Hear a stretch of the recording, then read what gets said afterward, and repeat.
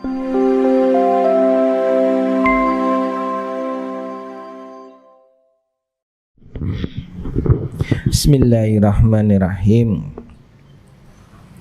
Assalamualaikum warahmatullahi wabarakatuh. Alhamdulillah wa syukurillah, wassalatu wassalamu ala rasulillah. Ya ayyuhalladzina amanu taqullaha wa tanzur nafsum ma qaddamat lighad wattaqullaha innallaha khabirum bima ta'malun. Masyaallahu kan wa ma lam yasha lam yakun. La haula wa la quwwata illa billahil aliyyil azim.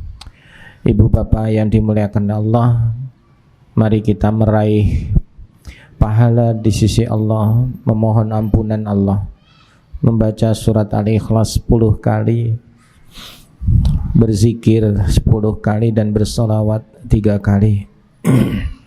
Moga-moga Allah berkahi. Mari kita mulai. A'udzu billahi minasyaitonir rajim. Bismillahirrahmanirrahim.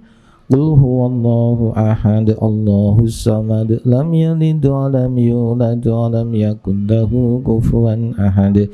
Bismillahirrahmanirrahim.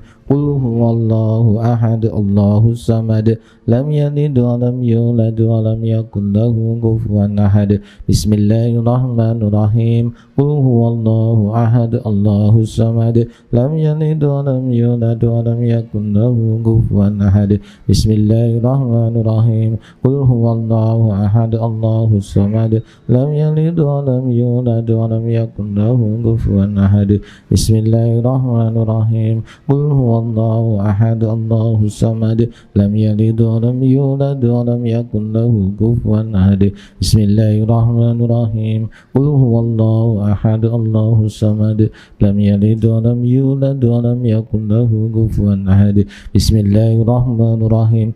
Qul huwallahu ahad, Allahus samad, lam yalid wa lam yulad wa lam yakul lahu kufuwan ahad. Bismillahirrahmanirrahim. Qul huwallahu ahad, Allahus samad, lam yalid wa lam yulad wa lam yakul lahu kufuwan ahad. Bismillahirrahmanirrahim. Qul huwallahu ahad, Allahus samad, lam yalid wa lam yulad wa lam yakul lahu kufuwan ahad. Bismillahirrahmanirrahim. Qul huwallahu ahad, Allahus samad, lam yalid wa lam yulad wa lam yakul lahu kufuwan ahad.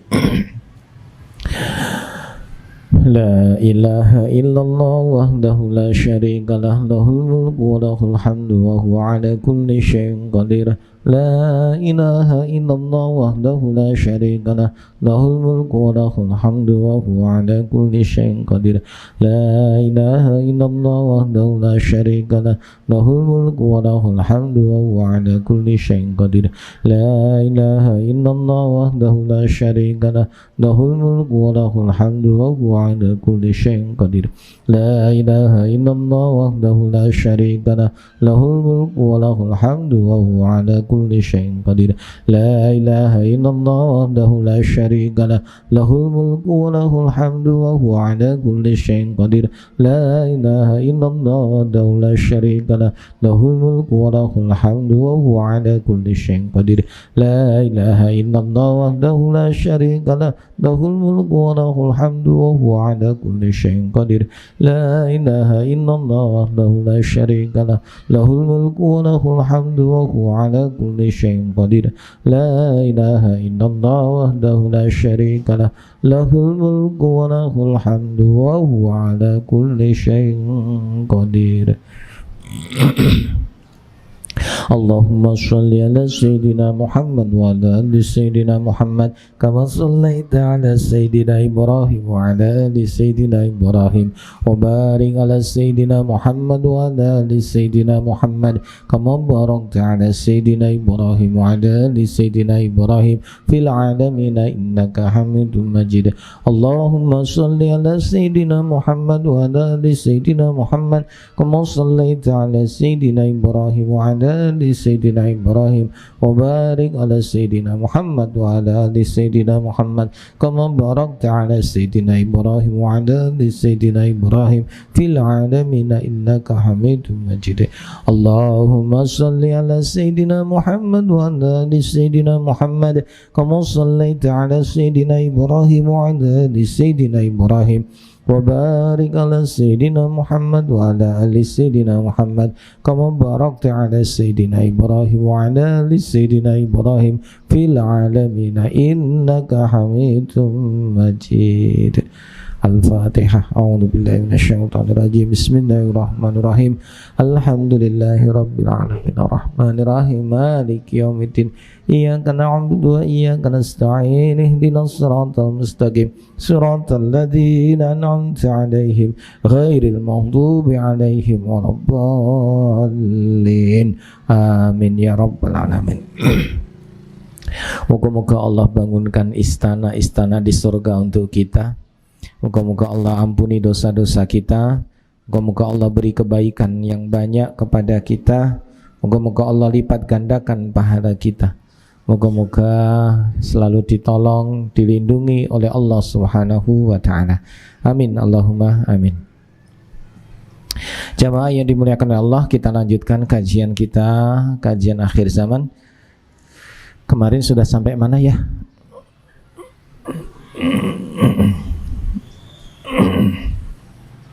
Catatannya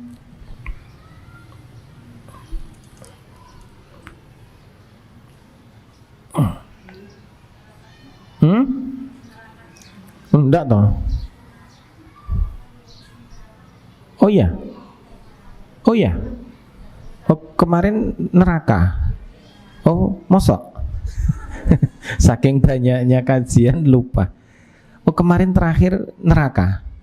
Oh, sudah selesai berarti itu ya. Oh, sekarang mulai itu ini kiamat ya.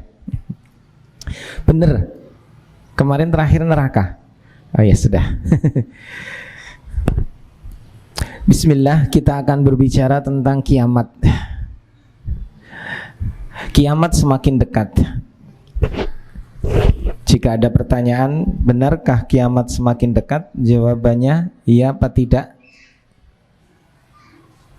Iya apa tidak? Jawabannya iya.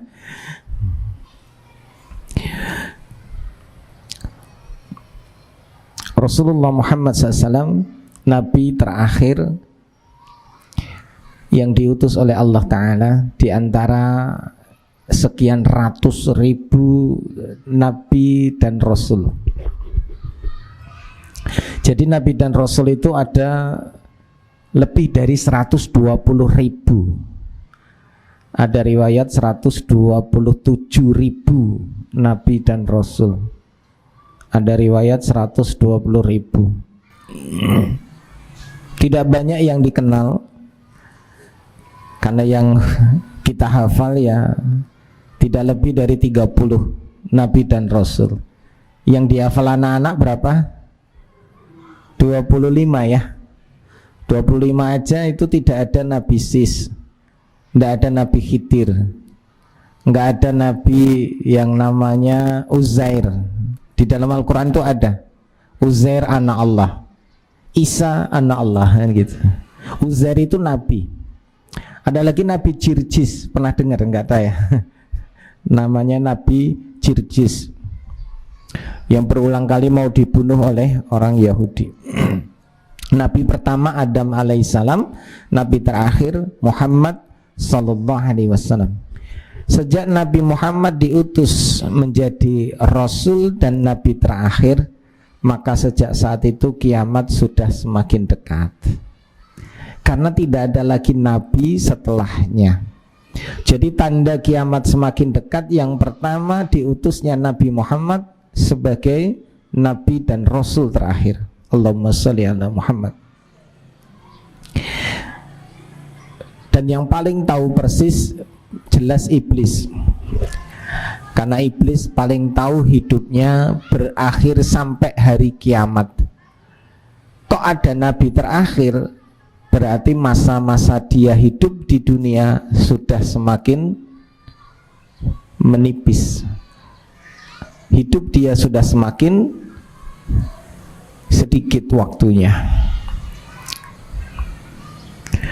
Meskipun Rasulullah SAW hidup sudah 1400 tahun yang lalu, tetap kiamat semakin dekat.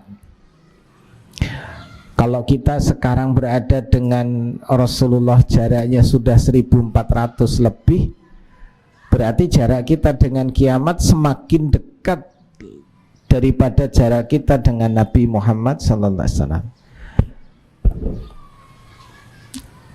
Jadi jarak kita dengan kiamat semakin dekat. Kalau jarak kiamat dari Rasulullah sudah 1400 lebih.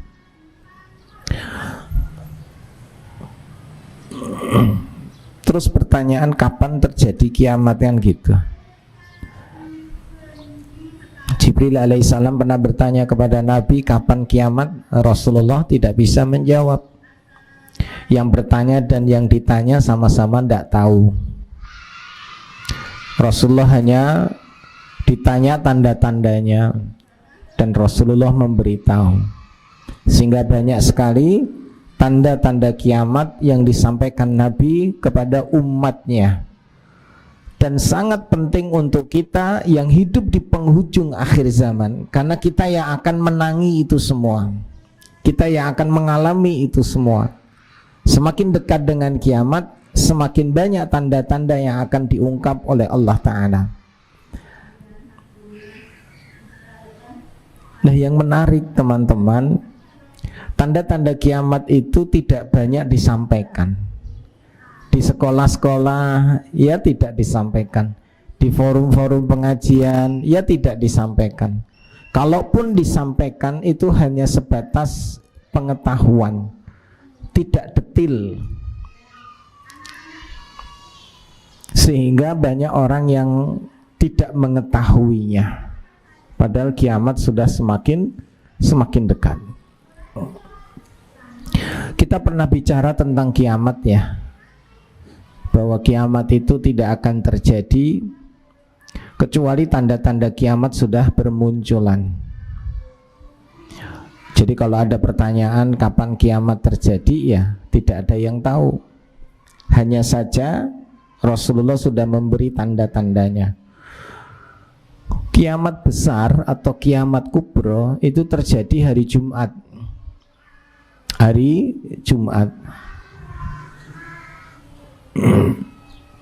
Kapan hari Jumatnya? Allahu a'lam. Jumat besok? Enggak. Jumat tahun depan juga enggak. Jumat 3 tahun lagi juga enggak. Karena ada hadis Nabi, selama masih ada yang mengucapkan kalimat Allah, maka kiamat ditunda 40 tahun. Kita masih sholat, baca takbiratul ihram, Allahu Akbar, berarti kiamat ditunda 40 tahun. Kalau begitu kita ngomong Allah terus saja, biar nggak terjadi kiamat, gitu ya. Kan hadisnya jelas. Selama masih ada yang mengucapkan kalimat Allah, asma Allah, kiamat ditunda 40 tahun. Kalau pakai logika ya sudah, kita ngomong Allah terus aja, berzikir terus aja, supaya tidak terjadi kiamat. Ternyata ada satu rahasia tanda kiamat besar, di mana nanti ada satu masa manusia tidak bisa lagi menyebut kata Allah. Tidak ada lagi yang mengucapkan syahadat, tidak ada lagi yang mengerjakan salat, tidak ada lagi yang beriman kepada Allah. Kemana? Mati semua. Yang bisa mengucapkan syahadat mati, yang mengucapkan kalimat Allah mati, dibuat mati semua. Sehingga yang tersisa orang-orang yang tidak bisa mengucapkan kalimat-kalimat tersebut. Sejak saat itulah maka hitung mundur yang namanya kiamat. Berapa lama hitung mundurnya? 40 tahun. Jadi selama kita masih mengucapkan kalimat Allah, ya insya Allah kita akan masih bisa hidup. Oke, teman-teman yang dimuliakan oleh Allah, jamaah yang dimuliakan oleh Allah Ta'ala. Jadi kiamat itu pasti terjadi, tidak mungkin tidak. Salah satu rukun iman yang harus kita percaya adalah adanya hari kiamat. Rukun iman yang keberapa? Ke-1. Salah ya. Ke-1 apa? Iman kepada Allah. 2, iman kepada malaikat. 3, iman kepada kitab. Yang keempat, iman kepada Nabi dan Rasul. 5, iman kepada hari kiamat. 6, iman kepada takdir. Maka belajar tentang kiamat termasuk belajar tentang rukun iman yang kelima, dan ini wajib untuk kita pelajari supaya kita ngerti. Orang-orang kafir gak percaya dengan adanya kiamat, karena orang kafir mengetahui kehidupan ini akan terus berlangsung, tidak akan pernah selesai. Ada yang bilang reinkarnasi, ya, habis mati paling besok hidup lagi. Nih di dunia sekarang amalnya bagus, perbuatannya baik, besok reinkarnasi jadi manusia. Tapi kalau amalnya jelek di dunia, besok reinkarnasi jadi binatang. Maka kalau pernah lihat film Sun Gokong, ada si Patkai itu dulu jenderal itu, tapi karena dia sering ya main perempuan, di kehidupan selanjutnya berubah jadi siluman babi si Patkai, karena dulu amalnya buruk. Ini kepercayaan orang-orang China atau apa ya agamanya ya, Konghucu, begitulah namanya reinkarnasi. Sehingga mereka percaya tidak ada kehidupan akhirat, mereka percaya tidak ada kiamat, hidup akan terus berlanjut. Bahkan orang-orang kaya di muka bumi hari ini yang tahu bahwa dunia dan seisinya ini akan hancur, bumi ini akan musnah, maka mereka berlomba-lomba membuat pesawat ruang angkasa untuk pindah ke planet lain, karena bumi sebentar lagi hancur. Pemanasan global sudah terjadi di mana-mana. Es yang ada di Antartika sudah mencair. Sebentar lagi Semarang tenggelam, Jakarta tenggelam, daerah Pantura tenggelam. Ini Demak sudah tenggelam, dibangun jalan tol. Nanti lambat laun robnya sampai sini, pindah ning Tembalang wae ya. Tembalang ya kelep, ya wis pindah Bandungan. Bandungan ya kelep, ya wis pindah planet Mars. Orang-orang kafir itu mengira dunia dan seisinya yang musnah ini mereka bisa pindah ke alam lain, bukan alam lain, planet lain, Mars. Padahal jelas-jelas kiamat akan menghancurkan seluruh alam semesta. Ya planet ya hancur, matahari ya hilang, bumi, bulan hancur juga. Nggak ada yang bisa bertahan. Maka jamaah yang dimuliakan Allah, kiamat pasti terjadi. Nah, tidak akan terjadi sebelum tanda-tanda kiamat itu bermunculan. Ada 10 tanda kiamat besar yang ini akan terjadi. 10 tanda kiamat besar. Karena ada tanda kiamat kecil, ada tanda kiamat besar. Nah, yang kecil ini ada yang sudah keluar dan tidak akan muncul lagi. Tanda kiamat kecil ada yang sudah keluar dan tidak akan muncul lagi. Ada tanda kiamat kecil yang sudah keluar dan terus keluar, terus ada. Ada tanda kiamat kecil yang belum keluar dan nanti keluar. Saya ulangi ya. Jadi ada 2 tanda kiamat, kecil dan besar.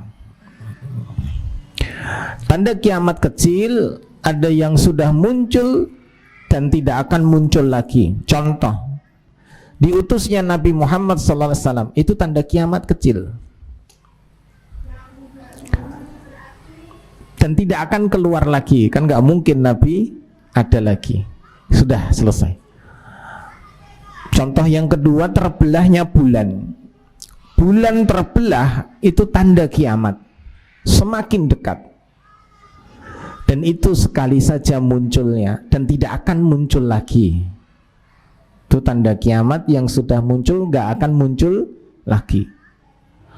Ada tanda kiamat yang muncul dan terus muncul, gak akan hilang lagi. Apa itu? Banyaknya pembunuhan. Banyaknya pembunuhan yang dilakukan oleh sesama muslim. Banyaknya orang yang mati dibunuh oleh saudaranya sendiri, sesama orang-orang mukmin. Zaman dulu, zaman Nabi Rasulullah SAW, zaman Abu Bakar, zaman Umar, tidak ada orang muslim yang dibunuh dengan muslim lainnya. Karena harga satu nyawa ini mahalnya luar biasa.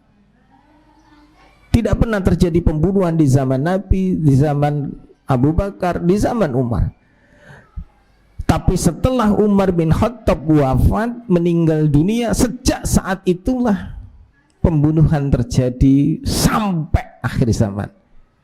Artinya apa? Pembunuhan di antara kaum muslimin terjadi. Apalagi di penghujung akhir zaman, begitu mudah nyawa melayang, dibunuh oleh orang-orang yang sama agamanya. Bagaimana kita saksikan di Suriah, di negeri Syam, atau tidak usah jauh-jauh di Indonesia. Sampai seorang ibu dibunuh anaknya, seorang bapak membunuh anaknya, saudara membunuh saudaranya, padahal sama-sama muslim. Tetangga membunuh tetangganya dan lain sebagainya. Dulu tidak pernah ada. Itu tanda kiamat yang keluar dan akan terus keluar. Ada lagi yang kedua, tanda kiamat yang sudah muncul dan akan terus muncul. Banyaknya perzinaan. Ini tanda kiamat. Zina semakin terang-terangan dan akan terus muncul hingga akhir zaman. Dahulu orang melakukan dosa sembunyi-sembunyi. Mabuk ya sembunyi, zina ya sembunyi, judi ya sembunyi, maksiat itu sembunyi, takut. Sekarang kebalikan.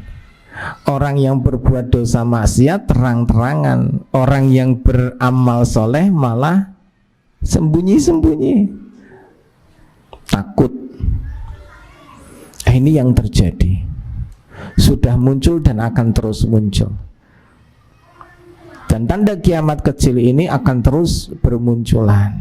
Yang ketiga, ada tanda kiamat kecil belum muncul dan nanti akan muncul di masa depan. Contohnya apa? Gempa yang ada di Madinah. Nanti terjadi peristiwa gempa di kota Madinah sampai membuat orang-orang kafir, orang-orang munafik keluar dari Madinah. Nah, kalau saat itu terjadi, wis, berarti sudah sangat dekat dengan kiamat. Hari ini di Mekah Madinah penuh dengan manusia, dan ternyata tidak hanya orang beriman saja yang di sana, tapi orang-orang kafir juga berada di sana. Padahal dua kota suci ini disebut tanah haram, tanah yang diharamkan orang kafir memasukinya. Tapi di era sekarang pemerintah Arab Saudi mengizinkan orang-orang kafir masuk ke Madinah dan di Mekah. Sehingga kalau kita ke sana, kalau berjumpa dengan orang, kadang nggak jelas ini muslim atau ini kafir, karena pakaiannya ya sama, ternyata agamanya beda. Nah, ini tanda kiamat. Kalau kota Mekah dan Madinah sudah ada orang-orang kafir di dalamnya, berarti kiamat semakin dekat. Nanti akan ada peristiwa di mana kota Madinah terjadi gempa, mengeluarkan orang-orang kafir dan munafik dari sana. Mbok menawa besok kita ada di Madinah, saat terjadi gempa, jangan ikut-ikutan keluar dari Madinah. Tetap aja berada di Madinah. Kalau kita berada di Masjid Nabawi, wis ning kono wae, aja melu metu. Kalau ikut keluar dari Madinah berarti hanya dua saja. Kalau ndak kafir ya munafik. Itu disebut oleh Nabi, nanti disebut dengan hari pembersihan Madinah. Jadi ada hari pembersihan kota Madinah. Dikeluarkan orang-orang kafir dan munafik dari sana. Kapan? Besok di akhir zaman terjadi peristiwa ini. Ada lagi peristiwa nanti di akhir zaman, batu bisa bicara, pohon bisa bicara, tembok bisa bicara, bahkan tali sepatu kita bisa bicara. Ini benda mati, semua bisa bicara.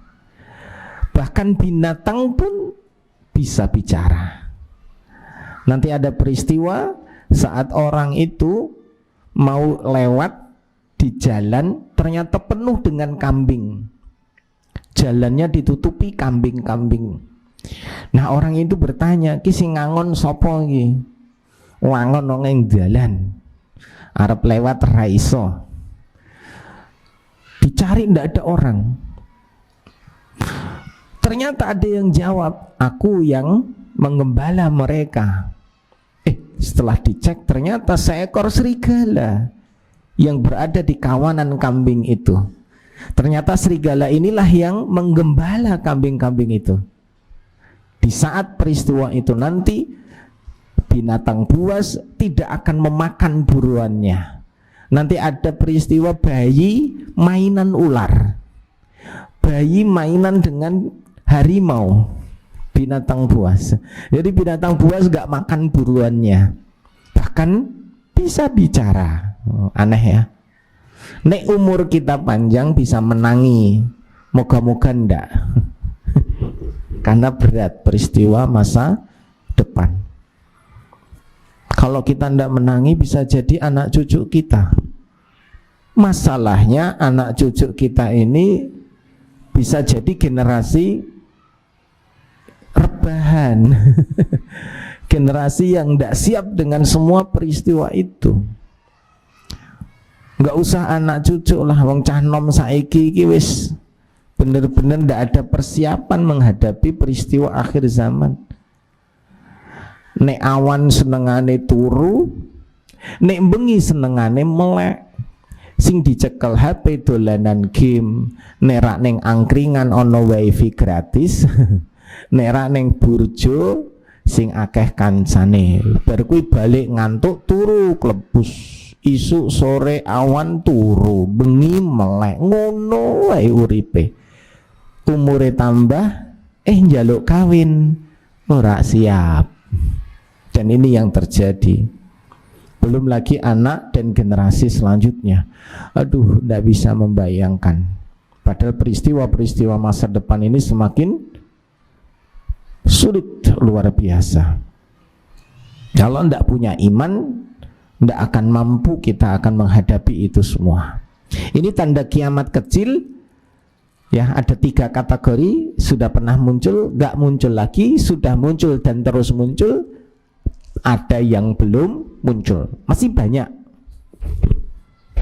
Nah, yang kedua tanda kiamat besar.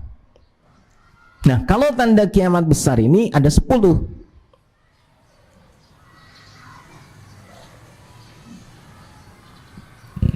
Alhamdulillah belum muncul. Nek wis muncul, aduh wis game over dah.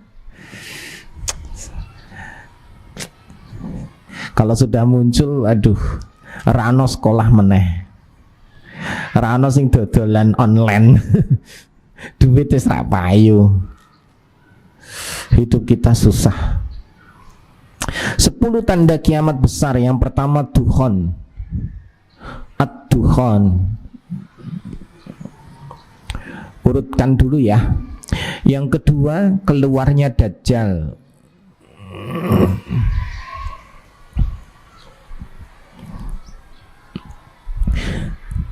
Jadi terjadi dukhon, keluar Dajjal. Yang ketiga turunnya Nabi Isa alaihi salam. Turunnya Nabi Isa al-Masih alaihi salam. Yang keempat ya, keluarnya Ya'juj dan Ma'juj. Keluarnya Ya'juj dan Ma'juj.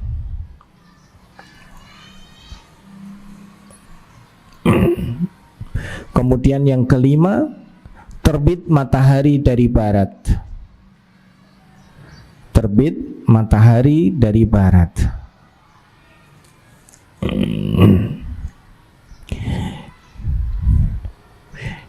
Yang keenam, keluarnya dabbah. Dabbah itu binatang melata, bisa bicara. Dabbah, binatang raksasa, bisa bicara nih. Yang ke berapa? Yang ketujuh, penenggelaman bumi bagian barat.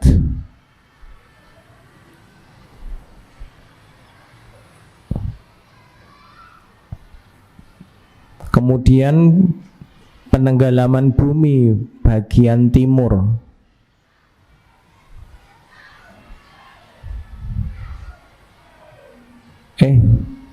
Sebentar. Sebelum itu, maaf. Sebelum penenggelaman tuh ada tanda satu lagi. Mundur sedikit. Setelah keluarnya Dabbah, muncul angin lembut. Muncul angin lembut. Angin ini akan mengambil nyawa orang-orang yang beriman.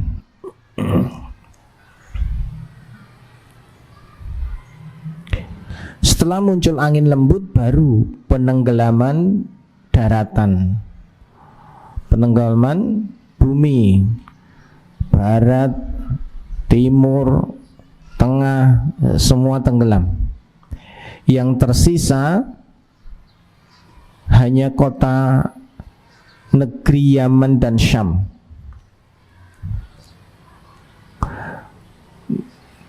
Tanda yang berikutnya, muncul api raksasa dari negeri Yaman. Muncul api raksasa dari negeri Yaman. Kemudian yang terakhir, tiupan sangkakala. Ini tanda-tanda kiamat besar yang akan muncul di akhir zaman.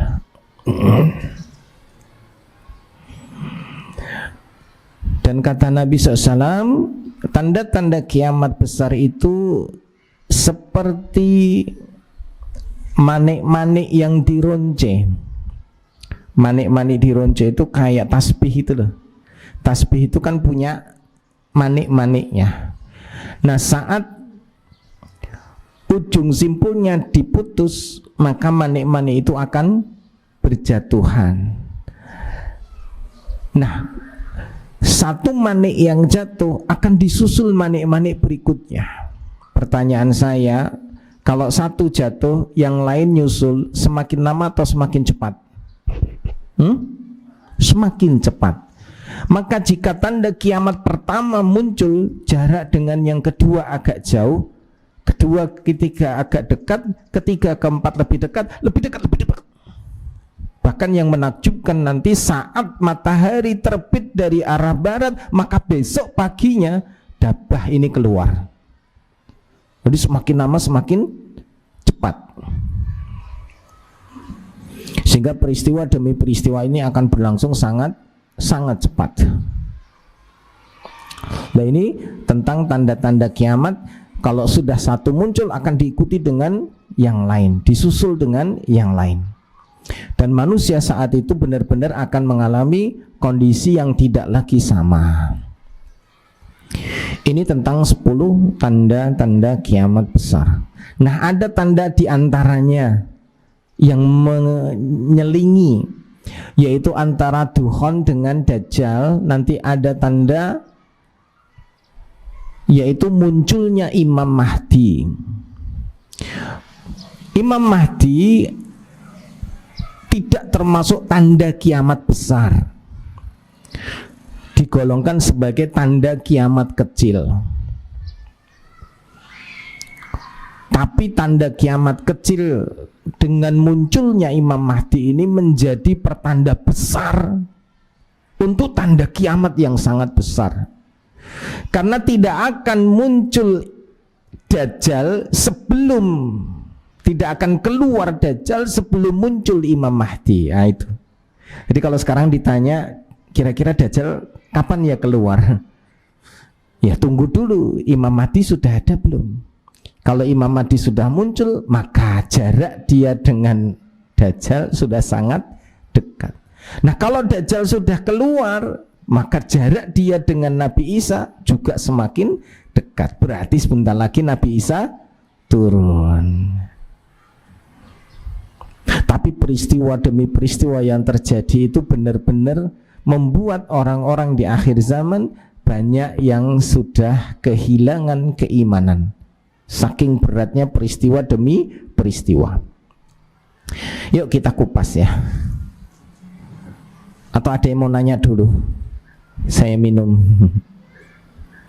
Bismillah.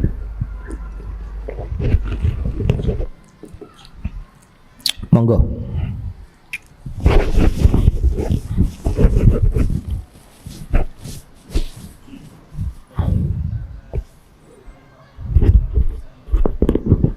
Dajjal?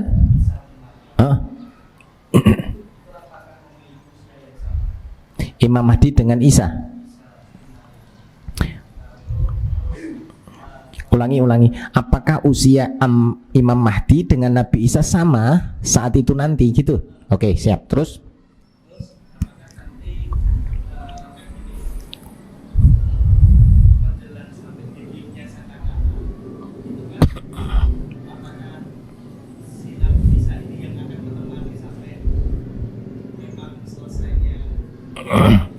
Ya, terima kasih. Ini pertanyaannya loncatnya sudah jauh ya, tapi tidak apa-apa. Karena kita mau nerangin satu-satu, tapi kita dengan menggali sajalah pertanyaan. Apakah usianya sama? Tidak sama. Nah, Imam Mahdi akan dilantik di baiat itu saat umur 40 tahun. Sebagaimana Nabi Muhammad diangkat menjadi Rasul umur 40 tahun. Imam Mahdi nanti dibaiat di Masjidil Haram, di Ka'bah, antara Ka'bah dengan Maqam Ibrahim. Jadi kalau ada yang pernah haji umrah, dekat Ka'bah ada namanya Maqam Ibrahim. Disunahkan setelah kita melakukan tawaf, salat 2 rakaat di belakang Maqam Ibrahim. Nah, nanti Imam Mahdi itu dibaiat di antara Ka'bah dengan Maqam Ibrahim. Nah, saat peristiwa itu nanti terjadi, akan dipimpin oleh sekian ulama dan para pengikut orang-orang yang beriman, jumlahnya 313, sebagaimana pasukan Badar. Dan saat itu ulama-ulama yang berjumpa tidak pernah janjian. Mereka sama-sama mendapatkan, gampangnya itu, perintah dari Allah Ta'ala untuk menemukan Imam Mahdi. Jadi punya misi yang sama. Ketemu di Masjidil Haram, ulama-ulama besar ini, kalau tidak salah ada 7 orang ulama, saling bertanya, kok ketemu di sini? Sama, saya dikasih tugas, dapat mimpi, dapat ilham untuk menemukan Imam Mahdi. Sampai akhirnya mereka mencari Imam Mahdi di Masjidil Haram dengan ciri-ciri yang sudah disebutkan Nabi SAW. Saat itu dicari di kota Mekah, ngasih informasi orang sana, oh orang yang kamu cari sedang ke Madinah. Wah, mereka ke Madinah. Sampai di Madinah dicari Imam Mahdi, dikasih tahu orang sana, loh orang yang kalian cari baru saja ke Mekah. Balik meneh ning Mekah. Sampai ke Mekah dikasih tahu lagi, lu barusan ke Madinah. Balik lagi. Jadi bolak-balik sampai 3 kali. Baru kemudian setelah ketemu di Mekah dan berada di Masjidil Haram, terjadilah pembaiatan itu. Imam Mahdi tidak mengetahui kalau dirinya Imam Mahdi. Namanya Muhammad, bapaknya Abdullah. Karena kata Nabi, Imam Mahdi itu punya nama yang sama denganku, punya nama bapak yang sama dengan bapakku. Jadi Imam Mahdi itu gelar. Sedangkan nama aslinya Muhammad bin Abdullah, keturunan Quraisy, keturunan Rasulullah SAW dari jalur Hasan bin Ali radhiyallahu an. Karena putranya Nabi, cucunya Nabi ada 2, Hasan dan Husain. Nah, sedangkan Imam Mahdi ini dari jalur Hasan bin Ali. Orang-orang Syiah tidak mau menerima ini, karena orang-orang Syiah punya Imam Mahdi sendiri yang itu dari keturunan Husain. Padahal hadisnya jelas keturunan Hasan, bukan Husain. Nah, saat nanti Imam Mahdi ini dibaiat, maka beliau menjadi buruan orang-orang, akan dibunuh. Karena termasuk, ya gampangnya kayak dulu Nabi itu sangat ditakuti. Kelahirannya, keberadaannya sangat ditakuti. Maka orang-orang Yahudi selalu mengejar, ingin membunuh. Termasuk Imam Mahdi ini nanti dikejar-kejar. Sampai ada peristiwa pasukan yang mengejar Imam Mahdi nanti ditenggelamkan oleh Allah di satu tempat yang namanya Al-Baidha. Itu seperti likuifasi. Likuifasi tahu ya? Yang kayak di Palu itu loh. Tenggelam bukan di air tapi di tanah. Itu namanya likuifasi. Semua mati kecuali 1 orang. Nah, 1 orang ini memberi kabar. Nah, kalau ada kabar penenggelaman pasukan di satu tempat namanya Baidha ini, maka saat itulah pertanda Imam Mahdi sudah muncul. Itu tandanya. Ada lagi yang kedua, nanti tandanya ada api raksasa yang muncul dari Hijaz. Yang apinya ini menerangi sampai jauh. Konon diukur ya, apinya terjadi di Makassar, itu sampai terlihat di Bandung, terlihat di tempat kita. Saking tingginya api itu, besarnya api itu, sampai jarak yang jauh bisa melihat. Itu tanda berarti Imam Mahdi sudah muncul. Itu bisa terjadi karena memang di Timur Tengah kaya dengan minyak dan gas bumi. Itu sekali kebakar tingginya sekian kilometer. Dan itu sudah disabdakan Nabi SAW. Nah, kalau Nabi Isa nanti turun umurnya 33 tahun. Nabi Isa diangkat ke langit umur 33. Maka Rasul menyampaikan juga besok umur para penghuni surga itu seperti umur Nabi Isa saat diangkat ke langit. Besok penghuni surga umurnya 33. Yang sudah tua tenang saja, kembali muda, kinyis-kinyis.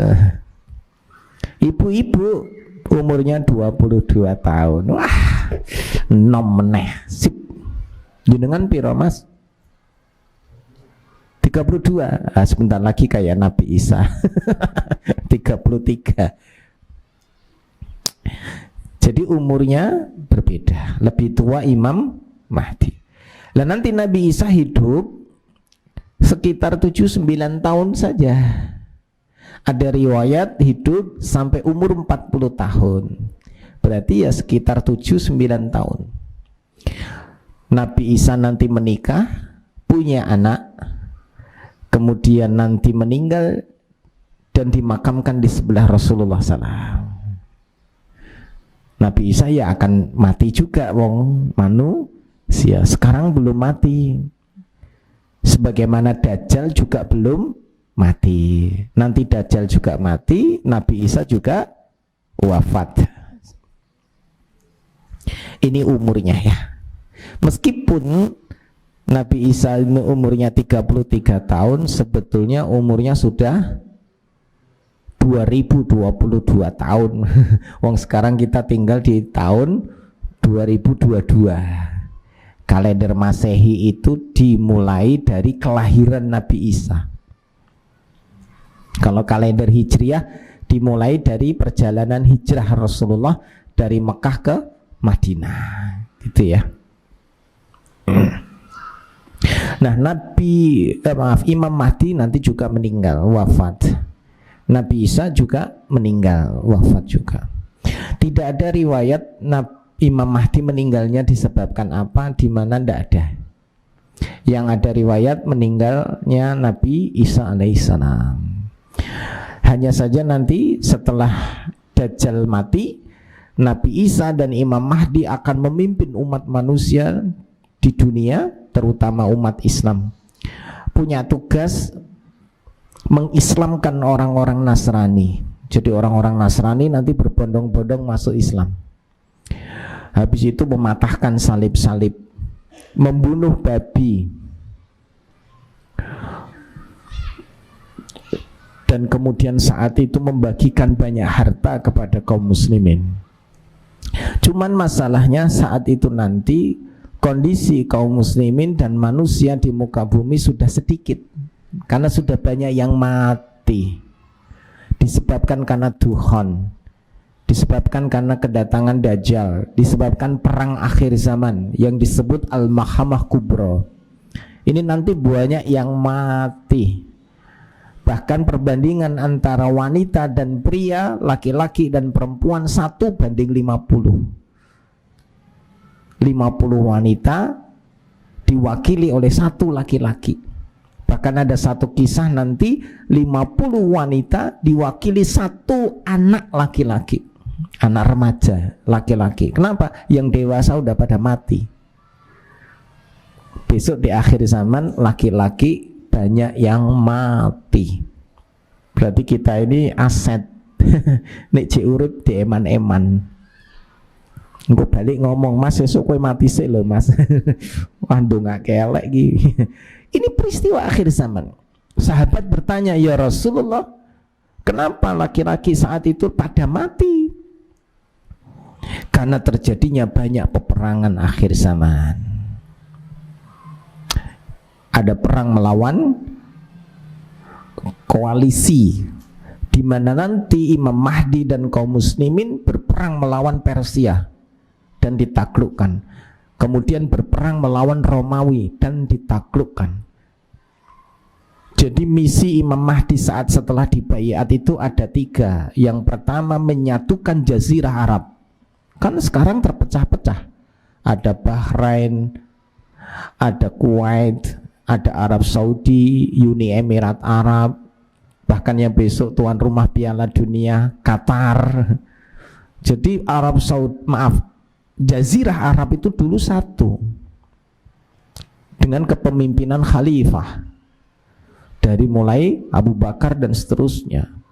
Nah, terjadilah perang dunia kedua, itu terbelah, Jazirah Arab dipecah-pecah, akhirnya berdiri sendiri-sendiri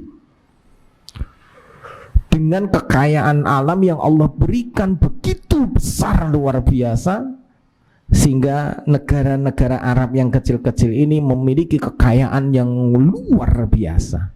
Makanya Qatar mau jadi tuan rumah Piala Dunia dan sanggup menjadi tuan rumah karena duitnya turah-turah. Saya punya teman yang barusan pulang dari Qatar. Untuk menanam 1 pohon kurma di Qatar, dari mulai biji sampai tumbuh dan berbuah, itu butuh pemeliharaan minimal 100 juta. 100 juta untuk menumbuhkan 1 pohon. Nah, mereka punya sekian banyak pohon, saking sugihe. Nah, besok sama Imam Mahdi Jazirah Arab ini akan disatukan kembali. Nah, saat setelah disatukan kemudian mereka memimpin untuk melakukan perang akhir zaman. Setelah itu perang dengan Persia. Persia itu diwakili oleh Iran, diikuti oleh China, Korea, Jepang. Semua yang memiliki agama pagan. Agama pagan itu ya yang menyembah banyak Tuhan, kayak India, Cina, Korea, jelas. Nah, setelah Allah beri kemenangan, mereka kemudian akan perang melawan Romawi. Romawi ini ya punya Tuhan, bukan pagan. Mereka mengatakan ya Tuhan Bapa, Tuhan Allah, dan seterusnya lah. Maka mereka juga menyebut Isa sebagai Tuhan juga. Perang melawan Romawi, dan Allah beri kemenangan sampai terjadilah perang yang terakhir melawan Dajjal. Tidak menang-menang, malah kalah terus, sampai kaum muslimin terdesak, tidak bisa berdaya lagi, bersembunyi di Masjid Umawi yang ada di Damaskus. 3 hari dikepung oleh Dajjal dan pasukannya. Saat itu kaum muslimin ya tinggal menunggu pertolongan Allah, sampai akhirnya Allah turunkan Nabi Isa alaihissalam. Ini peristiwa demi peristiwa. Nah, banyak kaum muslimin laki-laki yang mati terbunuh, sehingga banyak wanita yang menjanda. Tapi jumlah manusia saat itu sudah semakin sedikit. Moga-moga kita semua kalaupun menangi masa itu menjadi pasukan Imam Mahdi. Kalau mati insya Allah mati syahid. Karena pasukan Imam Mahdi ini terbagi 3. 1, sepertiga mereka melarikan diri, tidak jadi mau perang, nggak jadi ikut perang. Maka sepertiga yang melarikan diri ini tidak akan pernah diampuni dosanya, dan mereka mati dalam keadaan yang paling hina. Artinya sepertiga ini tidak akan dapat ampunan. Gampangnya ya termasuk dosa besar yang tidak diampuni. Yang sepertiga pasukan berikutnya ini meninggal syahid. Yang sepertiga mendapat kemenangan. Kalau kita menangi, umur kita panjang, anak cucu kita juga bisa menjadi bagian dari pasukan Imam Mahdi. Ya moga-moga kalau tidak menang ya gugur sebagai syuhada. Karena yang menjadi pasukan yang gugur syuhada ini terbaik. Moga-moga anak-anak kita ada yang menjadi syuhada, karena bisa memberi syafaat untuk 70 orang anggota keluarganya. Gitu, ada lagi? Bismillah.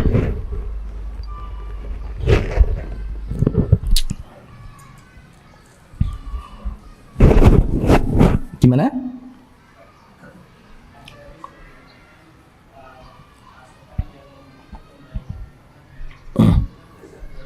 Iya.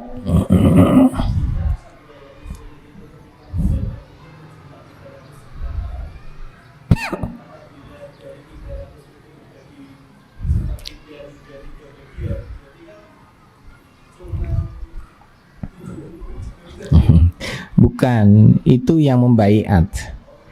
Jadi nanti kalau 300 ini bersama-sama Imam Mahdi membaiat, mereka langsung membentuk koalisi menyatukan Jazirah Arab. Maka pasukannya tambah besar. Kemudian nanti akan diikuti oleh negara-negara muslim yang lain, termasuk Indonesia. Kabar baiknya, konon Indonesia nanti yang akan membebaskan Palestina.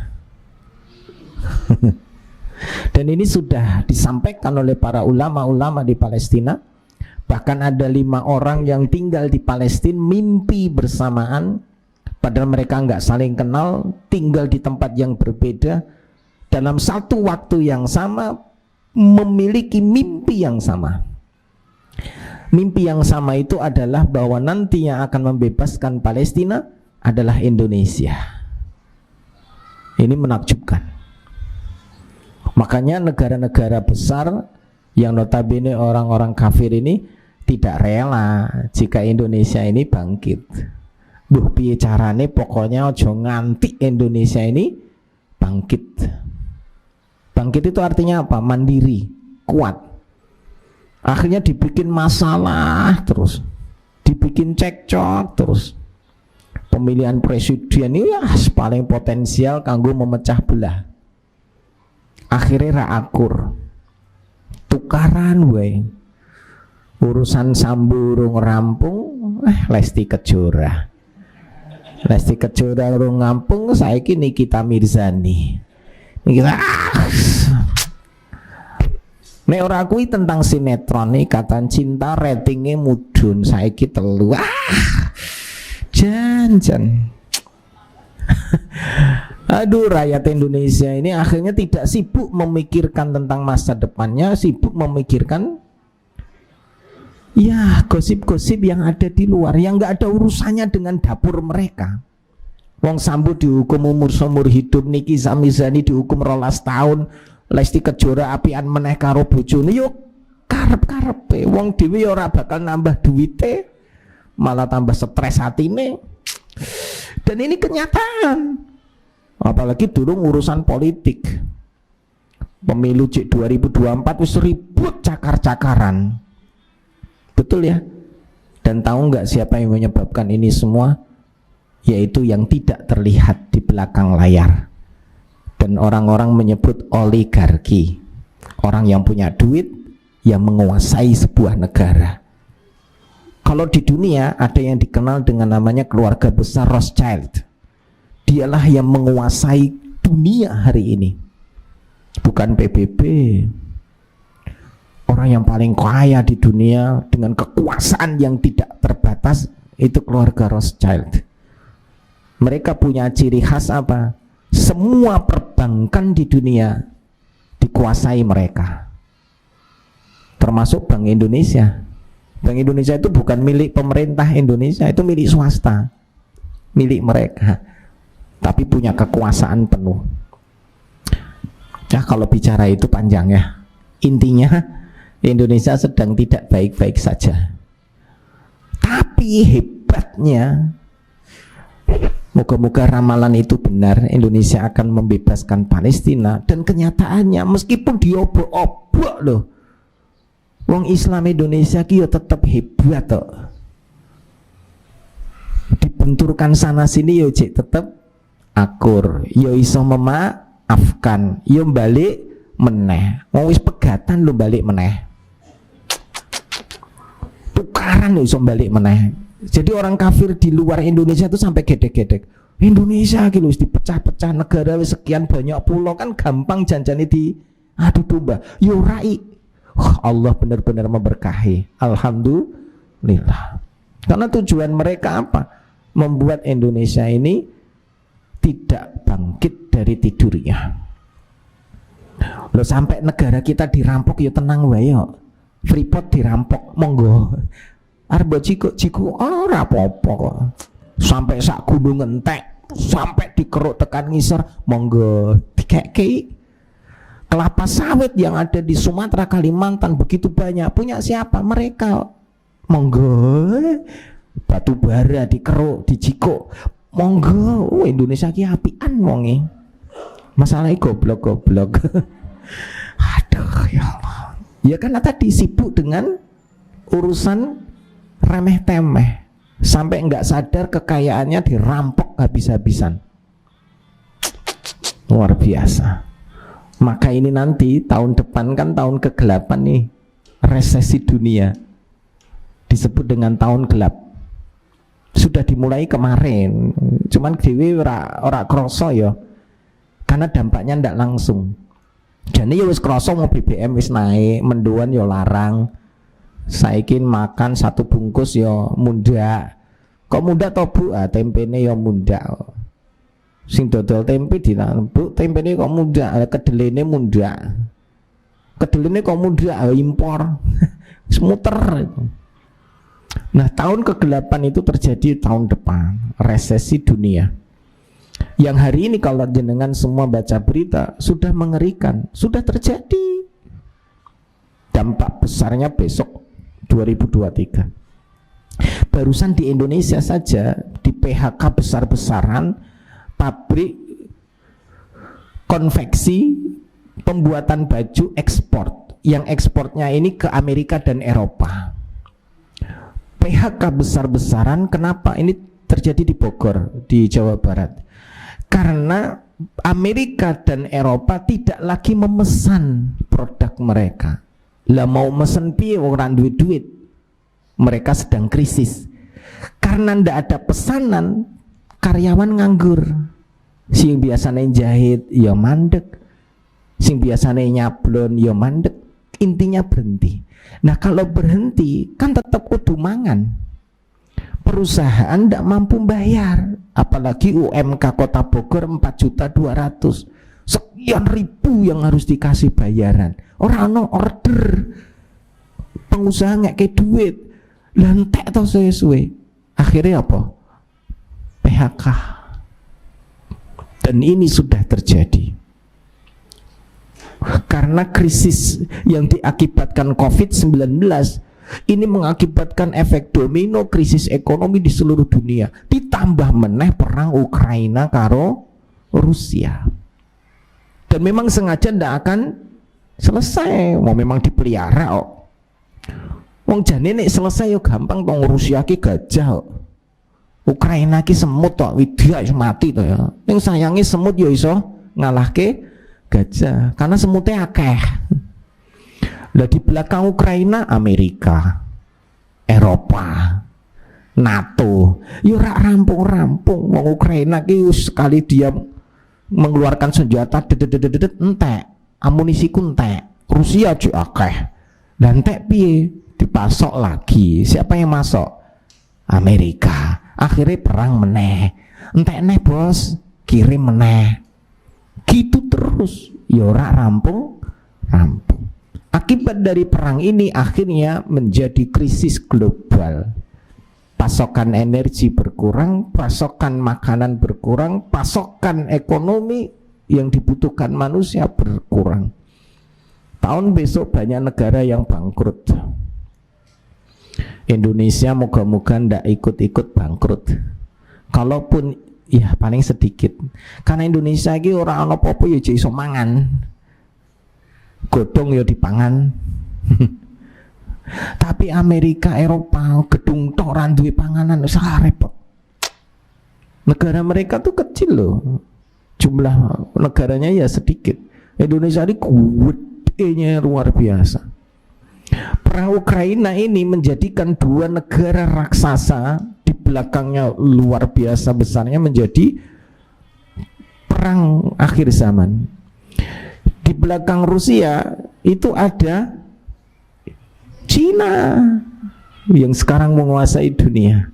Belum lagi Korea, belum lagi nanti Iran, belum lagi nanti India. Ini di belakang Rusia loh. Di belakang Amerika, ya ono Inggris, ono Prancis, Indonesia, delok sih. Nah, tak kasih kabar ya. Tutup ben rak krungu. Ya wis krungu rak apa-apa. Pak ini pronya Rusia. Pemerintah kita sekarang itu kiblatnya Rusia dan Cina. Ketok banget. Maka Amerika sengit banget. Lah nanti presiden besok ini sedang bertanding, mesti dua kubu antara Amerika dan Rusia. Engko nek sing menang ya sing melu Amerika, peta politik berubah lagi. Maka Indonesia ki ora entuk diotak-atik. Wong nek nyerang Indonesia bubar dunia. Maka Indonesia dibikin pusing sendiri saja dengan urusan pribadi, ora usah melu perang. Digawe ning tengah-tengah. Padahal aslinya ya pro Rusia dan Cina. Kalau suruh milih mana? Rusia apa milih Amerika? Hah? Ya milih Rusia. Karena Rusia itu agamanya Kristen Ortodok. Dan mereka seperti Ya masih agak murni ya, ahli kitab daripada Amerika. Itu lebih baik kalau suruh milih, sama-sama jelek lebih jeleknya lebih sedikit ikut Rusia sama Cina. Rusia sama Cina, tak kasih tahu ya, ini yang menakjubkan. Ini bener tuh melek sidik. Rusia ini punya gas alam terbesar di dunia, ada di Siberia, dekat dengan Antartika. Sekian ratus tahun nggak habis loh ini. Bahkan konon 1 miliar tahun nggak habis gas alamnya ini. Nah, gas alam Rusia selama ini dipasok untuk negara-negara Eropa. Karena perang dengan Ukraina, Eropa dukung Ukraina, stop. Gas alam tidak lagi dikirim ke Eropa. Akibatnya Eropa gelap. Proses produksi mandek. Lah energi ini rano. Rusia mau menjual pakai mata uang rubel, tidak mau dolar. Ngamuk. Akhirnya ngamuk, di stop gas alamnya nggak dikirim. Rusia berlebih gas alamnya, lah kan terus produksi. Ora dikirim neng Eropa, terus digua neng di. Ternyata Cina siap menampung. Nah, Rusia ngirim gas alam itu lewat bawah laut. Iki laut ya, di bawahnya dibur sampai ke Eropa. Nah, karena ini mandek, akhirnya Rusia sama Cina membuat gas alam bawah tanah terpanjang di dunia. Panjangnya berapa? 8.000 kilometer lebih. Itu dari mulai Aceh ke Sumatera paling bawah, terus ke Jawa sampai Banyuwangi, Banyuwangi sampai Lombok, Flores, Papua. Itu panjangnya Indonesia, dari Aceh sampai Papua itu 8.000 sekian. Dan itu panjangnya pipa gas alam Rusia ke Cina. Ngeri. Dan itu biayanya sekian ribu triliun, 5.000 triliun hanya buat pipa gas alam itu. Ngeri, sugihir karuan. Nah, Cina tuh pinter. Rusia, kamu kan kelebihan gas alam, tak tukune wae. Kira-kira didol murah apa larang? Murah. Cina dapat pasokan gas alam murah. Nah, saat nanti dunia Cina mulai ngedol. Wong Cina ki ning ndi padha wae. Pinter dodolan, kulake murah le ngedol larang. Cina. Rusia kalau kelebihan gas alam tampung sama Rusia, dipakai Rusia, ora disimpan saat nanti dijual lagi. Semang Cina di mana-mana begitu. Ini yang terjadi. Yang saya takjub, mereka tuh loh sampai mengeluarkan dana ribuan triliun membuat pipa gas alam itu panjangnya gitu loh. Ngeri, dari Aceh ke Sumatera paling bawah, Jawa sampai Papua. Dan saya baru tahu kalau ujung Aceh sampai Papua kita itu panjangnya 8.000 sekian kilometer. Dua rak karuan. Sabang Merauke hanya cuma 8.000 sekian.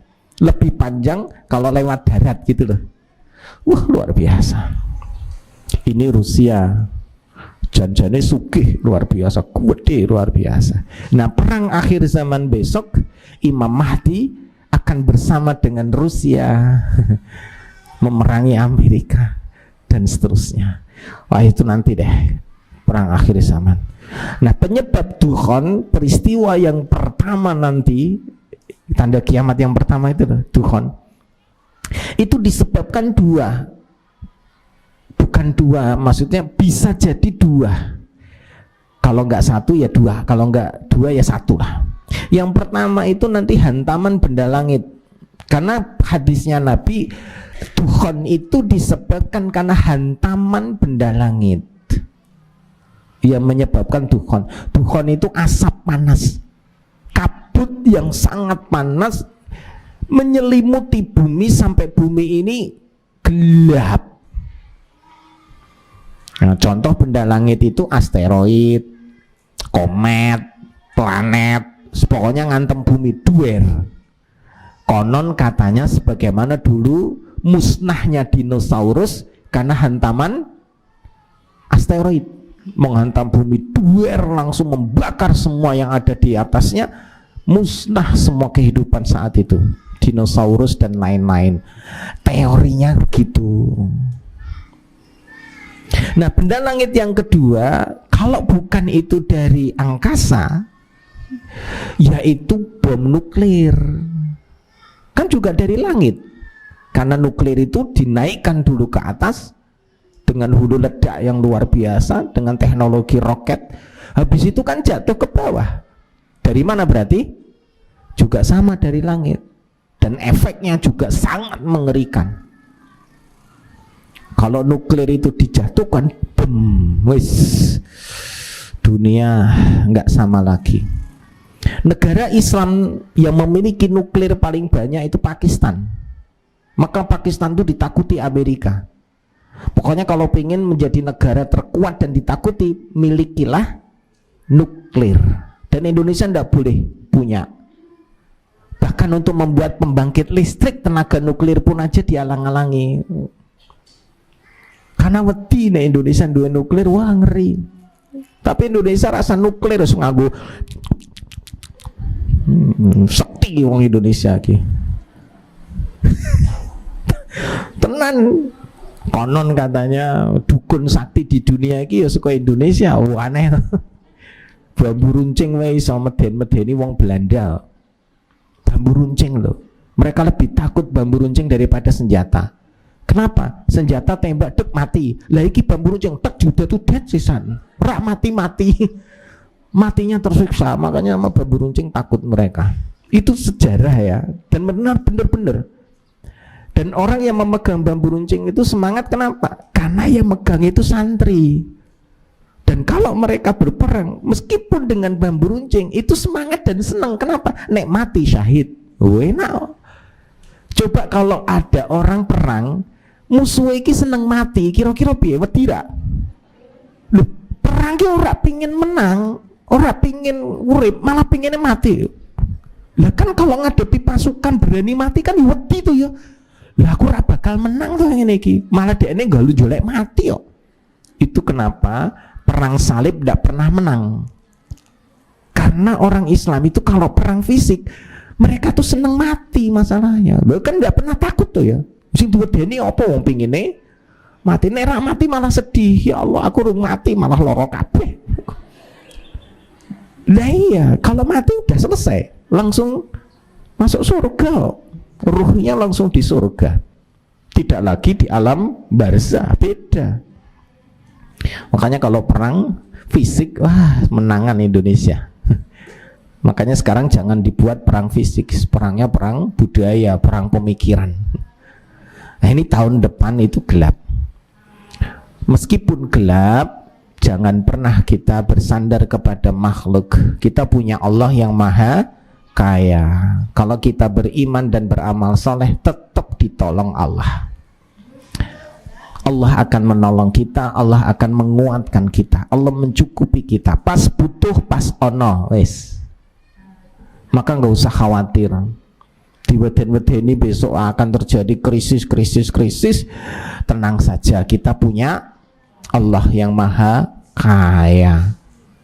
Pas butuh, pas ono, wes gitu. Moga-moga berkah berlimpah buat teman-teman sekalian. Mohon maaf agak panjang sedikit. Kita sambung di pertemuan selanjutnya.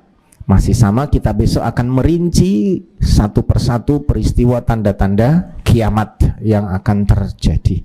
Barakallahu fikum. Assalamualaikum warahmatullahi wabarakatuh.